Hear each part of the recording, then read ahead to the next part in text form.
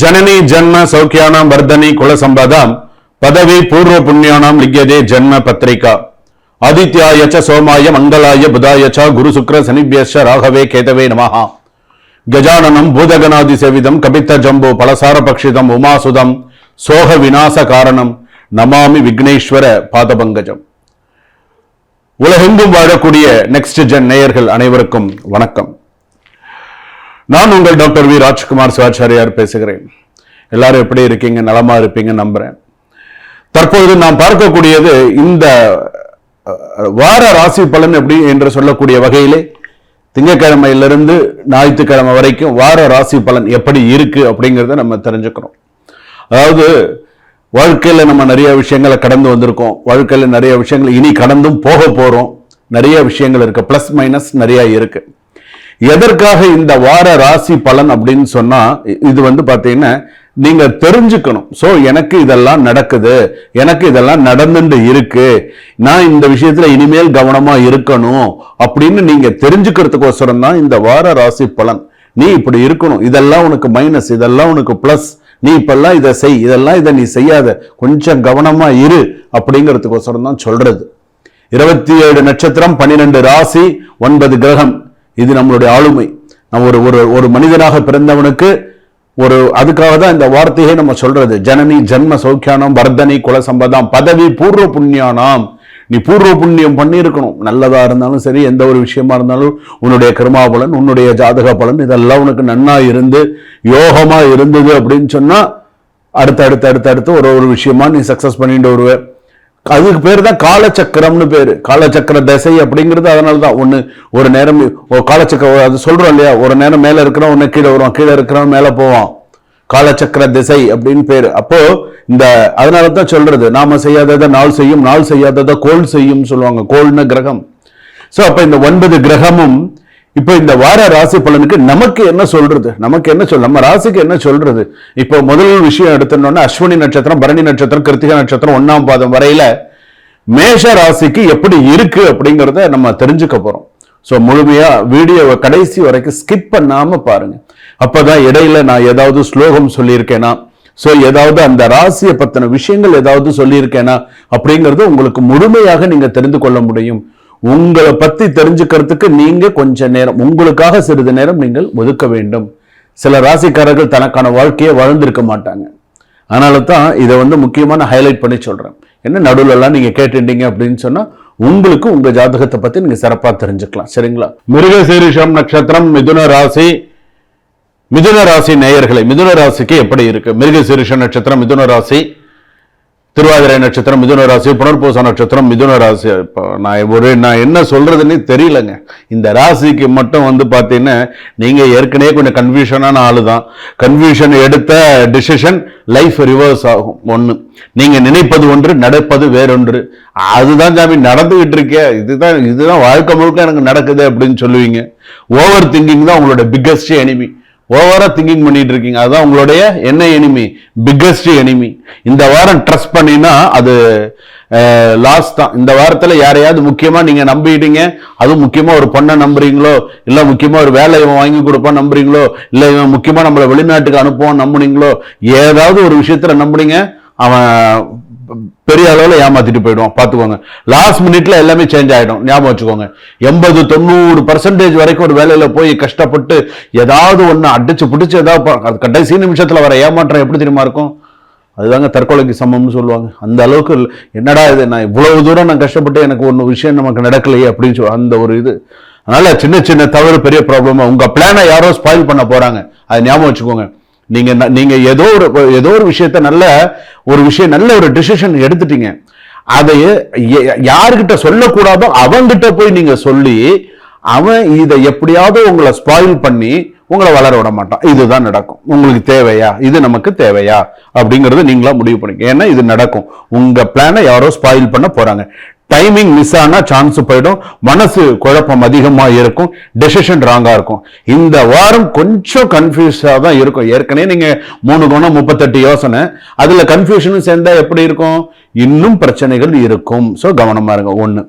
ரெண்டாவது, ஜாப் வந்து சில பேருக்கு இடமாற்றம் வரதுக்கான வாய்ப்பு நிறைய இருக்குங்க. இடமாற்றம், வீடு மாற்றம், இடமாற்றம், வேலை மாற்றம், ஏதாவது வீடு மாறி போகலாம், இடம் மாறி போகலாம், ஏதாவது அந்த மாதிரியான மாற்றங்கள் வரும்.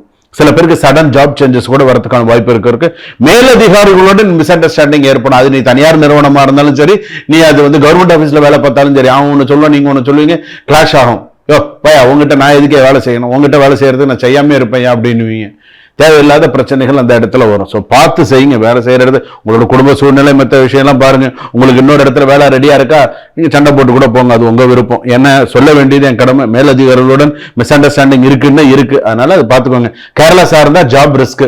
அவனை என்ன தெரியுமா நினைப்பேன், இவனை எப்படியாவது வேலையை விட்டு எடுக்கணுமே, இவனை வச்சோன்னு சொன்னா நமக்கு கஷ்டம், இவனை எப்படியாவது எடுத்தே ஆகணும் அப்படின்னு கங்கணம் கட்டிக்கிட்டு ரெடியா இருப்பான். ஸோ கவனமா இருங்க. மணி ஃப்ளோ அன்ஸ்டேபிளா இருக்கு. ராங் டிசிஷன் கொஞ்சம் இருக்கு. இன்வெஸ்ட்மெண்ட் அவாய்ட் பண்ணுங்க.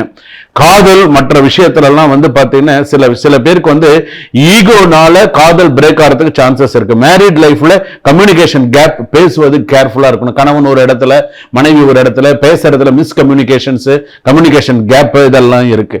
ஃபேமிலியில எடுத்துட்டோம்னா மிக்ஸ்டு சுச்சுவேஷனா இருக்கு. நல்லதும் கெட்டதும் மாறி மாறி ஃபேமிலியில இருந்துட்டு இருக்கு. எல்டர்ஸ் எல்லாம் வந்து பாத்தீங்கன்னா அட்வைஸ் பண்றாங்க, சில விஷயங்கள்லாம் அதே ஓடிட்டு இருக்குன்னு சொல்லலாம். கேஸும் கொஞ்சம் டிலேல தான் இருக்கு. அதுவும் ஆண்கள் டிவோர்ஸ் கேஸுக்கு மாமியார் வந்து உனக்கு அமைஞ்ச மாமியார் மாதிரி வேற யாருக்கும் அமையாதியா, அது மட்டும் நான் சொல்றேன். திருவாதிரை நட்சத்திரம் மிதுன ராசி, உனக்கு அமைஞ்ச மாமியார் மாதிரி இந்த உலகத்துல உனக்கு அமையாது. ஏன்னா அந்த அளவுக்கு அந்த மாமியார் உன்னை வச்சு செய்வாங்க. நீ போகாதே, நீ இங்கே இரு, அவன் டிவோர்ஸும் கொடுக்காத, அவன் என்ன பண்றான்னு நம்ம பாத்துடலாம். இன்னும் 5 வருஷம் இல்ல 7 வருஷம் இழு, பார்த்துக்கலாம். எதா இருந்தாலும் உனக்கு லைஃபும் போகும், அவங்களையும் இந்த அம்மா அப்படி சாதிச்சு என்னதான் பண்ண போறாங்கன்னு தெரியல. அது திருவாதிரை நட்சத்திரத்தோட சாபமா என்னன்னு தெரியல. ஆனா அவன் பாவம், உனக்கு மாமியார் தான் உனக்கு முதல் எதிரி, அப்புறம் தான் மத்ததெல்லாம் நான் இன்னைக்கு சொல்றேன். அடுத்ததா வந்து பாத்தீங்கன்னா மாணவ மாணவிகளுக்கெல்லாம் ஓரளவுக்கு சில விஷயங்கள் சரியா இருக்கு. நீங்க வந்து பாத்தீங்கன்னா யாரையும், அதாவது தவறான பர்சனை நம்பாதீங்க. Trust wrong people. அது வந்து கொஞ்சம் பார்த்து பண்ணுங்க. மணி லாஸ் இருக்கு, ரிலேஷன்ஷிப் கன்ஃபியூஷன்ஸ் எல்லாம் இருக்கு. இந்த வாரம் கொஞ்சம் கிளாரிட்டியா இருக்கிற மாதிரி இருக்கும். கரெக்டான டிசிஷன் எடுத்தா growth நல்ல உறுதியாக இருக்கும். புதன்கிழமை அன்னைக்கு விநாயகர் வழிபாடு பண்ணுங்க. விநாயகருக்கு அருகம்புல் சாத்தி, விநாயகருக்கு முடிஞ்சா ஒரு 12 தடவை விநாயகரை சுத்தி விநாயகருக்கு ஒரு நெய் தீபம் ஏத்துங்க. செல்வ கணபதியா இருந்தா இன்னும் சிறப்பு. செல்வ கணபதி, மகா கணபதி, ஏதாவது ஒரு உங்க வீட்டு பக்கத்துல என்ன கணபதி இருக்கோ அந்த கணபதிக்கு விளக்கேத்தி, நெய் விளக்கேத்தி வழிபாடு பண்ணுங்க. முடிஞ்சா 9 தடவை 12 தடவை சுத்துங்க. விநாயகர் பெருமானுக்கு அருகம்புல் சாத்தி வழிபாடு பண்ணுங்க. வாழ்க்கை சுபிக்ஷமா இருக்கும். மிதுன ராசிக்காரர்களை கவனமா இருங்க. இந்த வார ராசி பலன் இதுதான் நான் கணித்தது. சுபம், வாழ்க வளமுடன். இதுவரையில் நாம் பார்த்தது இந்த வார ராசி பலன் என்ற வகையிலே பொது ராசி பலன்கள். இந்த 12 ராசிக்கு நான் கணித்தது இதுதான். நல்லா நீங்க அண்டர்ஸ்டாண்ட் பண்ணிட்டு இருப்பீங்கன்னு நினைக்கிறேன். இந்த 12 ராசிக்கு இந்த வாரத்துக்கு இப்படித்தான் இருக்கும்னு டாக்டர் ராஜ்குமார் கணிச்சிருக்காரு. இது இப்படிதான் இருக்கும் அப்படிங்கிறது. சோ இது வந்து பாத்தீங்கன்னா உங்களுடைய சுய ஜாதகப்படி சில பேருக்கு மாறும், சில பேருக்கு அது மாறக்கூடிய சூழ்நிலைகள் இருக்கும், சில பேருக்கு மாறாது. நான் இன்னைக்கு சேலஞ்சு பண்ணி சொல்றேன், 90% வரைக்கும் மாறாதுங்க. 10% வேணா மாறலாம், ஆனா 90% நான் சொல்றது மாறாது. எத்தனையோ கிளைண்ட், எத்தனையோ பேர் கால் பண்ணி, சுவாமி நீங்க சொன்ன ஒரு விஷயம் உண்மையிலே எனக்கு அது ஹைலைட்டடா இருக்கு. எத்தனையோ பேர் வந்து வெளிநாட்டில் இருக்கிறவர்கள் கூட வந்து பார்த்தீங்கன்னா இரவு என்னுடைய நேரம் அந்த கடந்த அந்த இரவு நேரத்தில் கூட கால் பண்ணி எனக்கு சொல்லுவாங்க, சுவாமி நான் அந்த நெக்ஸ்ட் ஜென் ஷோவில் பார்த்தேன், எப்படி சுவாமி இவ்வளவு ஒரு சிறப்பான முறையில் அந்த வார ராசி பலனே எனக்கு என் வாழ்க்கையில் நடந்த ஒரு விஷயம் மாதிரி இருக்கு அப்படின்லாம் சொல்லி ரொம்ப நெகிழ்ச்சியா சில விஷயங்கள் ஷேர் பண்ணியிருக்காங்க. ஸோ ரொம்ப சந்தோஷமா இருக்கு.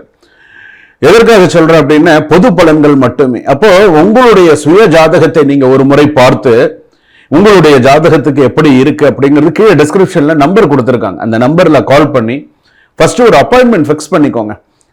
சார் எந்த நேரத்தில் ஃப்ரீயா இருக்காங்க, நான் அந்த டைம் நான் என் ஃபேமிலியோட கணவன் மனைவி இல்லை அம்மா அப்பா நான் இவங்கெல்லாம் சேர்ந்து ஒன்னா உட்காந்து ஒரு வீடியோ காலில், ஒரு ஜூம் காலில், உள்ள ஒரு கூகுள் மீட்ல நான் சார் கிட்ட பேசணும்னு விரும்புறேன். அப்போ அந்த டைம் நீங்க ஃபோன் பண்ணி நீங்க எங்கிட்ட பேசுனீங்கன்னா ஒரு அரை மணி நேரம் ஒரு குருக்கு நீங்க எங்கிட்ட பேசுனீங்கன்னா நீங்க நிறைய விஷயங்கள் தெரிஞ்சுக்க முடியும். ஸோ உங்க சுய ஜாதகப்படி என்ன நடந்துன்னு இருக்கு, இனிமேல் என்ன, அதாவது நான் ஒரு விஷயம் சொல்றேங்க, பாஸ்ட் விட்டுருங்க, பாஸ்ட் எல்லாமே கடந்து வந்தாச்சு. சொல்லணும்னா கூட சொல்லலாம் பாஸ்ட். பிரசன்ட் நமக்கு தெரியும், ஆனா ஃபியூச்சர் எப்படி இருக்குங்கிறது தான் முக்கியம். அடுத்த 2-3 வருஷம் நீ எப்படி இருக்க போறங்கிறது தான் முக்கியம். இன்னைக்கு காலகட்டத்தில் இன்னைக்கு மனுஷன் நம்ம எவ்வளவு கஷ்டத்துல இருக்கோங்கிறது நமக்கு தான் தெரியும். அதனால ஃபியூச்சர்ல நீ எப்படி இருக்க அப்படிங்கிறது தான் மிக முக்கியமானது. அதனால உங்க சுய ஜாதகத்தை ஒரு முறை அனுப்பி கொடுத்து, நீங்க பார்த்த டிஸ்கிரிப்ஷன்ல நம்பர் இருக்கு, அப்பாயின்மெண்ட் ஃபிக்ஸ் பண்ணிட்டு ஜாதகம் பார்த்துக் கொள்ளுமாறு கேட்டுக்கிறேன். வணக்கம், சுபம். வாழ்க வளமுடன், வளர்க ஞானத்துடன்.